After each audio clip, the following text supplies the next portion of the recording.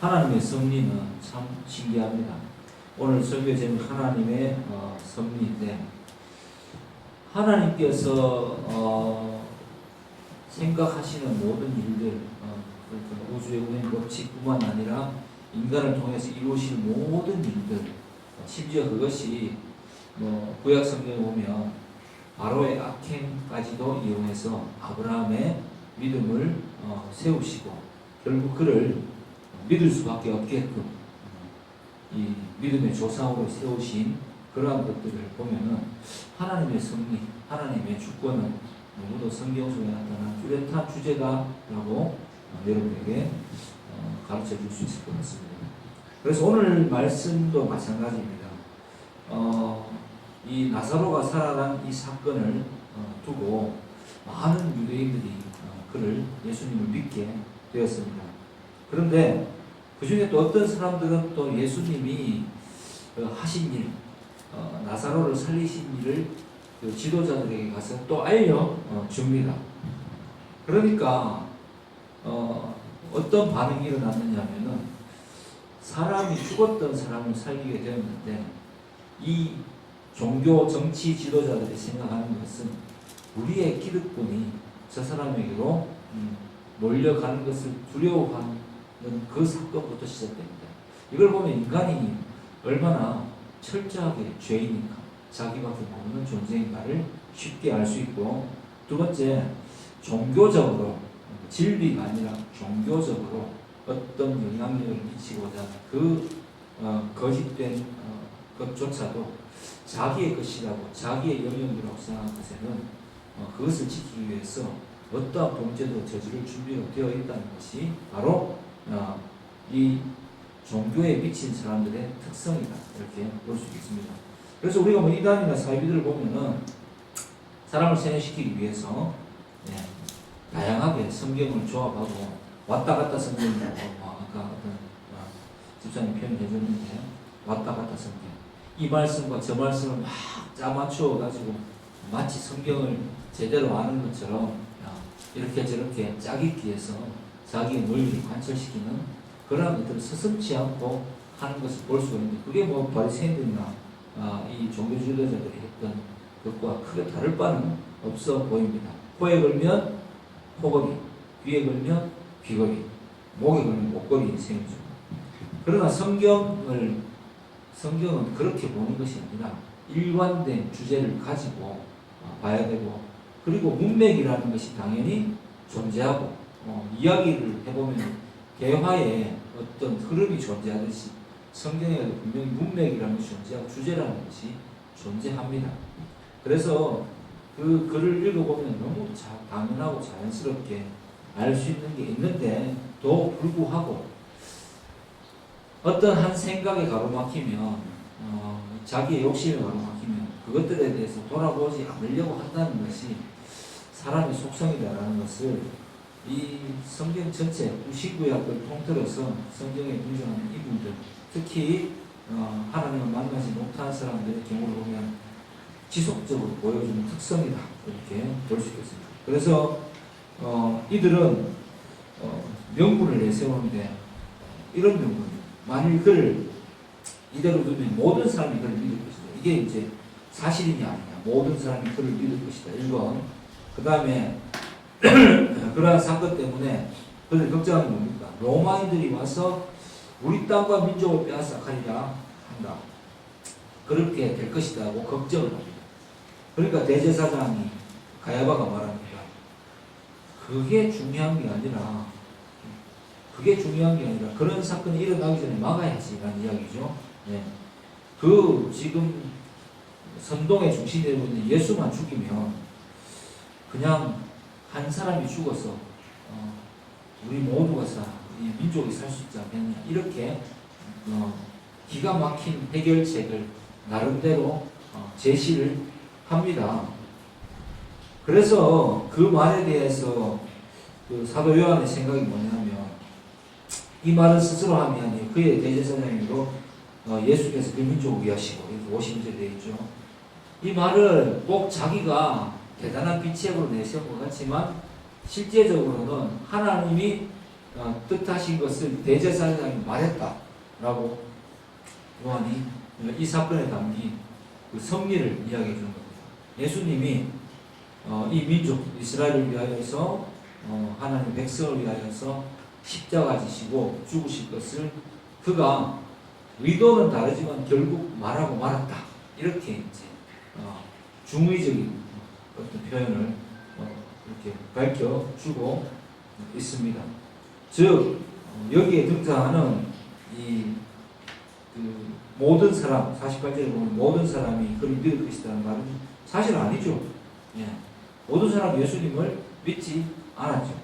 그럼 두 번째, 로마인들이 와서 우리 땅과 민족을 빼앗아가려고 할 때 우리 땅과 민족은 정말 그 이스라엘 땅과 이미 점령한 땅이죠, 그죠?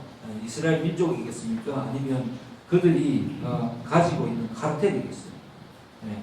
자기들이 이미 장악하고 있는 정권을 말하는 거겠죠. 그걸 뺏기지 않겠다는 이야기죠.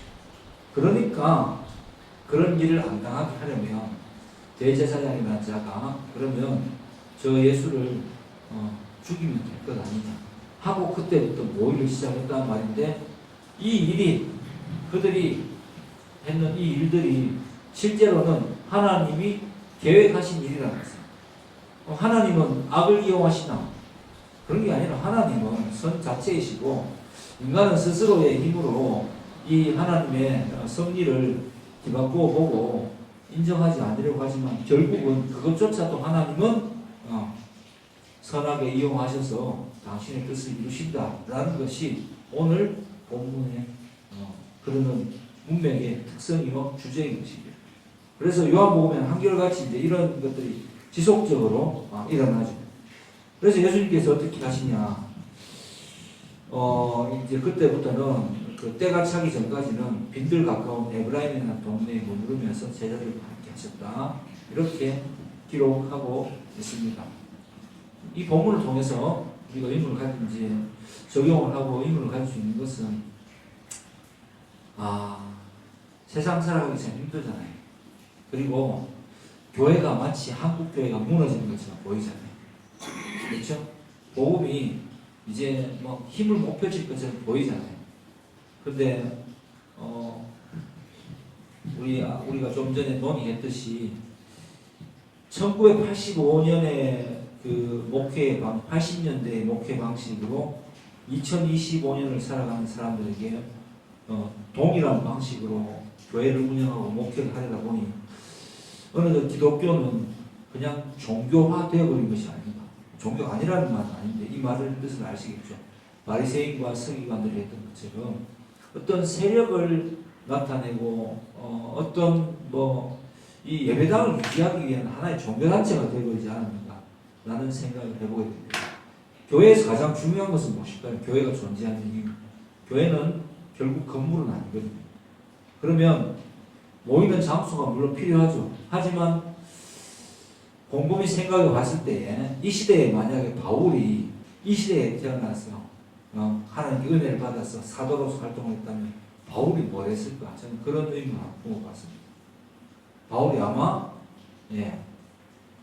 네이버 뭐죠 이거 그 쇼츠 막 나오는 거 네이버 온라인 방송이든 뭐 유튜브든 뭐죠, 아니면 우리 세대 같은 스카이프든 그런 걸 통해서 다양하게 흩어져 있는 그죠 사람들과 그 실시간 그 통화를 하지 않았을까, 영상 통화를 하지 않았을까 이렇게 생각해 봅니다. 그리고 질의응답을 받고 그들에게 복음을 전하고 그들에게 말씀을 강론하고 가르치지 않았을까. 바울이 어느 정도 가르쳤습니까? 두란노에서는 아침부터 저녁까지 계속해서 강론을 했어요. 예수가 그리스도이신 증명하기 위해서. 그런데 그 일이 그러면 현대에는 막혔느냐? 오히려 더 수월해졌죠. 하나님의 주권이 임하는 교회, 이제는 더 이상 지역에 머무를 필요가 없다는 생각입니다. 물론 우리가 온라인으로만 만나는 것은 아니겠죠. 이게 이제 패러다임을 바꾸고 나면 그때부터는 온라인상에서 뭐 새성교회라는 젠틀 위스퍼 처치 멤버가 되기를 원하는 자들도 당연히 나오겠지.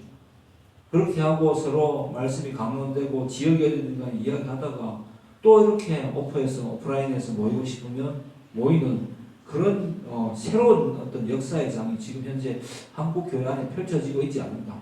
다만 우리가 뭐 지도교 목사님들이나 교회 대표하는 소위 말해서 그 중직자들이 시대를 읽는 흐름이 미약해서 계속 우리가 유지하던 요것만 유지하고자 하는 그런 마음이 너무 커서 뭔가 제대로 시대를 읽지 못하고 복음을 전하는 방법론에서 밀리고 있지 않을까 이런 생각을 해보게 됩니다. 그래서 이 시대가 과연 어떤 시대일까? 왜 지금 신학생들은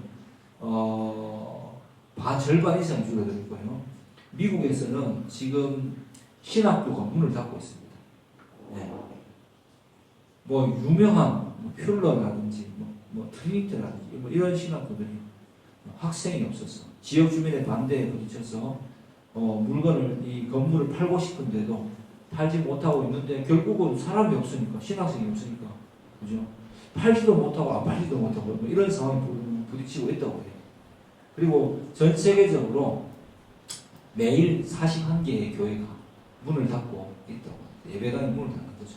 폐쇄되고 있고 더 이상 모이지 않고 한국 교회 안에는 뭐 소위 말해서 그 개신교 신자들이 천주교로 공공연하게 몰려가고 있는 현실이라고 합니다.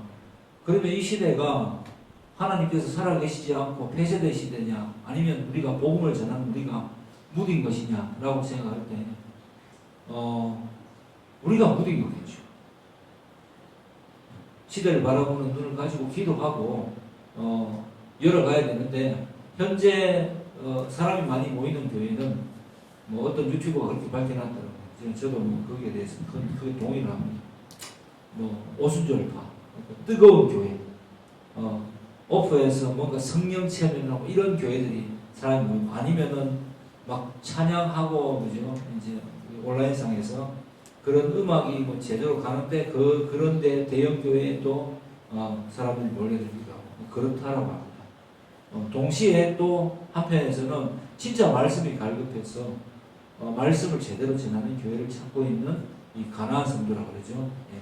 교회를 다니다가 낙심해서 교회를 더 이상 나가지 않는 사람들이 예수를 믿지 않느냐? 아닙니다. 예수를 믿습니다. 예수를 믿는데 갈급한데 말씀을 들을 데가 없으니까 그 말씀을 듣기 위해서 찾아 헤매다가 15분 설교를 듣기도 하고 그러다가 또 온라인상에서 또 실시간으로 예배드리는 온라인 교회를 찾아서 거기에 또 성도가 되어서 말씀을 듣다가 뭐 한 달에 한 번씩인가 뭐 두 달에 한 번씩인가 분기별인가 이렇게 모이기도 하고 그런 식으로 해서 뭐 교회가 또 오프에서 또 개척되기도 하고 뭐 그런 시대가 되었더라고요. 그래서 우리의 사명은 무엇일까요? 결국 하나님께서 살아계심을 드러내고 세상의 빛과 소금으로 존재하고 복음을 전하기 위해서 부름받은 그러한 존재들이니까 그 복음을 전한다라는 대전제에서 벗어나지만 않는다면 방법은 얼마든지 있다라고 생각이 됩니다. 그래서 우리가 흔히 이제 생각해왔던 이 모든 것들이 사실 맞느냐라는 질문에서 항상 출발하는 것이 원래 개혁주의의 전통이었어요. 일신, 우일신. 낡은 것을 벗어버리고 하나님 뜻하시는 대로 어제까지 옳다고 믿었던 것이 말씀이 오늘 내가 깨달았을 때 아니다라고 하시면 바로 내 행동을 바꿀 수 있는 그러한 교회, 그러한 이 성도들이 되는 것이 원래 개혁주의의 모습입니다. 개신교의 모습이어야 됩니다. 그래서 예수님께서 오늘 이 본문을 통해서 세상이 어떤 짓을 한다 하더라도 하나님은 결국 그 사건을 통해서 오히려 십자가에서 스스로 제물이 되기로 하신 그 하나님의 뜻을 충족시킬 것이 교회를 아무리 없애려고 하고 교회가 마지막 날에 흩어지는 것처럼 보인다 할지라도 결국은 흰옷 입은 성도들이 생명책 이름이 기록되고 마지막 날 예수님께서 부활하실 때 재림하실 때에 우리가 생명의 구하러 나가게 된다는 것은 기정화된 사실이고, 그렇다면 교회는 절대 사라질 수가 없는 것이겠죠. 그래서 지금은 새로운 시대입니다. 그 방식에 맞게 꼭 무너지고 있는 것 같지만 하나님께서 이런 여러 가지 우리 교회가 또 생각하고 복음을 전하기로 이렇게 결심하고 하나님과 기도로 나아갈 때에 이 안 좋은 상황을, 이 사람들이 모이지 않는 상황을 정말 말씀을 들을 수 있는 새로운 기회로 바꾸어 놓아서 하나님의 뜻을 이루실 줄을 믿습니다. 그러한 우리 새신교회 되고 그러한 우리 성도들 되기를 주의 이름으로 축복합니다. 기도하겠습니다. 하나님.